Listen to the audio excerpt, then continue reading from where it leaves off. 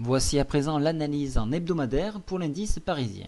Alors je vous avais tracé la semaine dernière un éventuel double top qui pourrait se former. Il n'est pas validé, attention, mais on voit qu'on a été repoussé au contact des 3584, donc le trait que je vous ai tracé ici. Alors si on devait retracer ce double top, on devrait retourner sur les 2900, 2000, les 3000 points.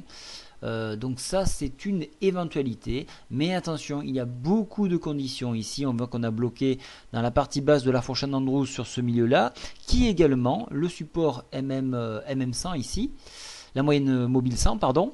Donc un enfoncement la semaine prochaine pourrait nous mener à 3508, le point, pardon, 3480, allez, on va la pousser ici, 3512, donc vous voyez c'est un point très important, 3512, je vous en ai parlé en journalier, vous le retrouvez ici, donc si ça lâche, là on peut vraiment dériver et revenir, pourquoi pas chercher, alors dans un cas à peu près assez extrême, sur 3340 points d'ici peut-être une fin de semaine, c'est tout à fait possible. Il y a un petit support ici à 3372, mais ces seuils que j'ai tracés là, qui sont d'autres seuils dans d'autres unités de temps, peuvent voler en éclats. Donc soyez très vigilants, il se peut que ce soit le début d'un retournement. Voilà. Maintenant, au niveau indicateur, qu'est-ce qu'on voit? La MACD est toujours orientée à la hausse. Donc attention, je vais le préciser. Ici, voilà, à partir d'ici, c'était haussier. La baisse semble se dessiner ici. Si on a une petite descente sur ce niveau-là. Ouais, vous voyez là, c'est.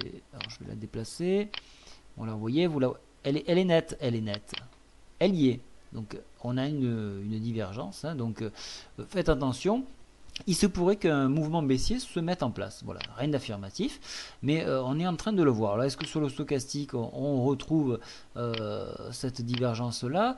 On ne peut pas vraiment parler d'une baisse franche. Hein, il n'y a rien à faire. Je l'efface, qu'elle n'a pas d'intérêt. Mais on surveille, on remarque que le CCI commence de décliner.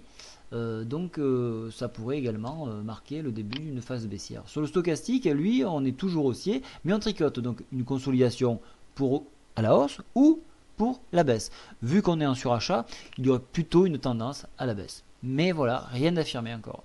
Donc laissons encore cette semaine, mais la tendance semble commencer de tourner, et surveillez surtout 3512 points qui va être déterminant pour la semaine prochaine. Voilà, je vous souhaite à tous un très bon week-end et je vous dis à lundi. Au revoir.